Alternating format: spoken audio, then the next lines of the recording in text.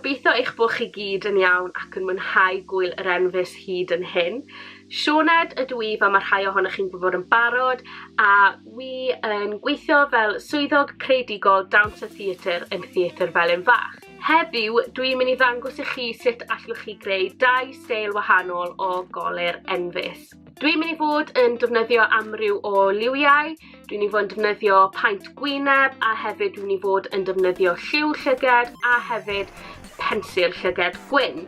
Ond mae fe hollol i fyny chi beth sydd gyda chi yn y tŷ. Os mae dim ond lliw llyged sydd gyda chi, mae hynny yn iawn. Neu os mae dim ond paent gwyneb sydd gyda chi, eto mae hwnna hollol iawn. Beth bynnag sydd gyda chi, mae fe'n mynd i weithio. Felly, ar gyfer y steil yma, dwi'n mynd i fod yn creu patrwm o amgylch y llyged. Felly, y cam gyntaf dwi'n mynd i wneud yw gwneud cylch miniog, os mae hynna'n gwneud synwyr, o amgylch y llyged gyda pensil llyged gwyn.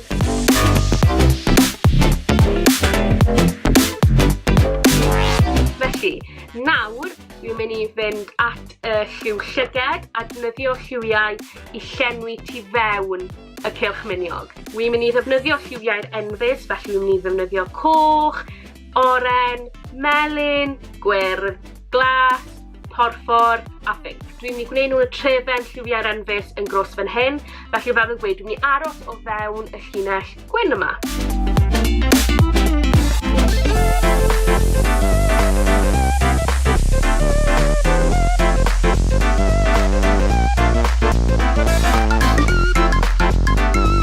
Nawr bod y lliw i gyd wedi cael ei roed ymlaen, dwi'n mynd i gymryd paent gwyneb gwyn a brwsh paent neu brwsh colir main a mynd o amgylch yr lliw gyda gwyn.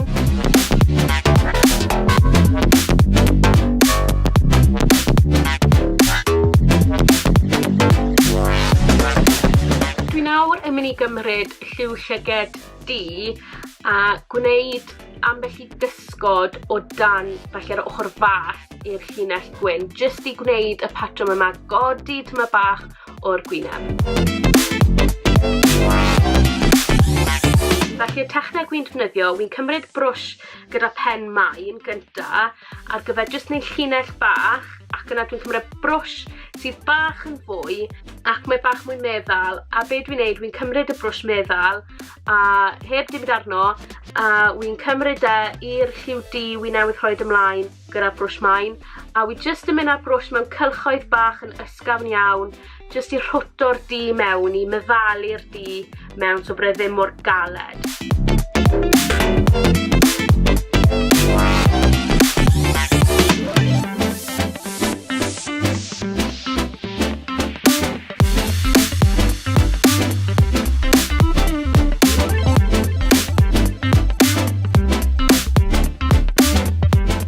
Nawr yn mynd i fynd yn ôl at y paent gwyneb gwyn i cymennu lan ambell i linell le dwi wedi cymryd y lliw llyged du dros y tyma bach. Felly fi jyst yn mynd i cymennu lan tyma bach ac yna i orffen fydde'n rhoi mascara arno.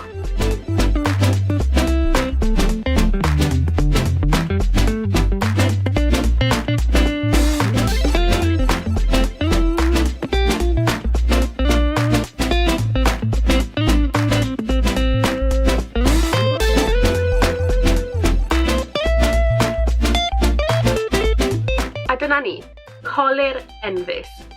Gyda'r effaith yma, allwch chi ddefnyddio unrhyw liwiau, unrhyw patrwm i chi eisiau. Does dim rhaid fel bod yn lliwiau'r enfys, fel fi'n gweud. Mae fe hollol i fyny chi a beth sydd gyda chi. Ond yr un peth fyddwch chi'n neud ar gyfer y tu allan, yr un broses yw just patrwm, lliwiau gwahanol.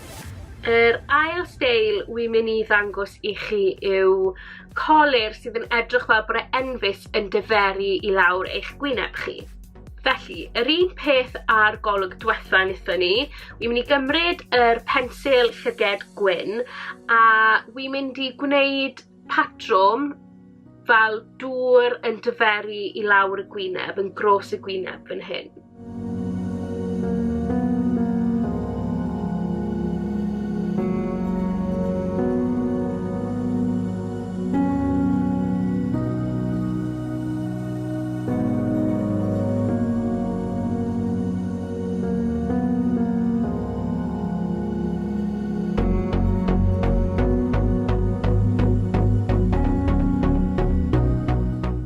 chi'n gallu gweld, dyw e ddim yn daclus ym mhobman, ond dyw hwnna ddim yn neud ots o gwbl, oherwydd nawr, i ni'n mynd i fynd at y lliwiau.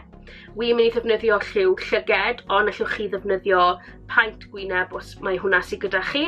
Ond fel fi'n gweud, wi'n mynd i ddefnyddio lliw llyged. Eto, fel o blaen, fi'n mynd i ddefnyddio lliwiau'r enfys yn dechrau gyda coch ochr hyn a gweithio ffordd draw oren, melyn, gwyrdd, glas, porffor, pinc. Felly, bant ni.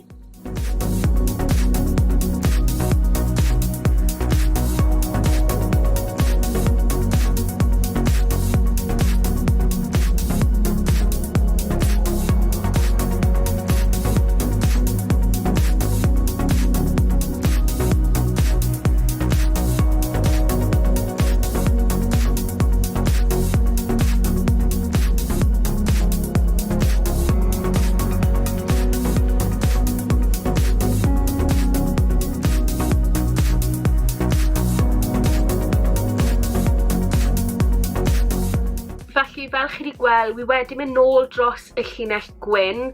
Tro yma nes i ddefnyddio paent gwyneb gwyn gyda brwsh colir gyda pen main. Nesaf ni'n mynd i wneud yr un peth y bynython ni o blaen. Ni'n mynd i cymryd lliw llyged du a ni'n mynd i wneud cysgod o dan y llinell gwyn nawr.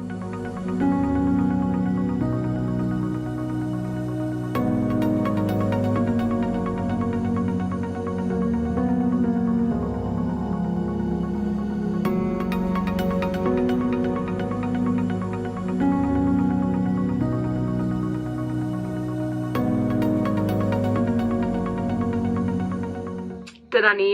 Nawr bod y cysgod wedi gwneud, wi yn mynd i fynd nôl eto i fynd dros y llinell gwyn i cymennu lan ble mae'r du wedi mynd tymed bach mewn i'r gwyn. Hefyd, yn y cam yma, wi yn mynd i ychwanegu bach o paent gwyneb gwyn, jyst llinellau bach ar wilod y bit bach yma i creu effaith bod yr haul yn adlewyrchu ar y darnau yma sydd yn dod i lawr.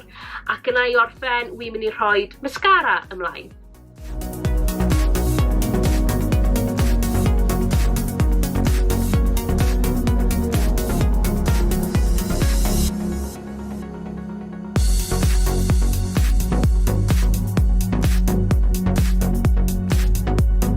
A dyna ni. Colir enfys arall i chi. Gobeithio'ch bod chi wedi mwynhau y tiwtorial heddiw. Diolch i chi am ymuno gyda fi. Hwyl!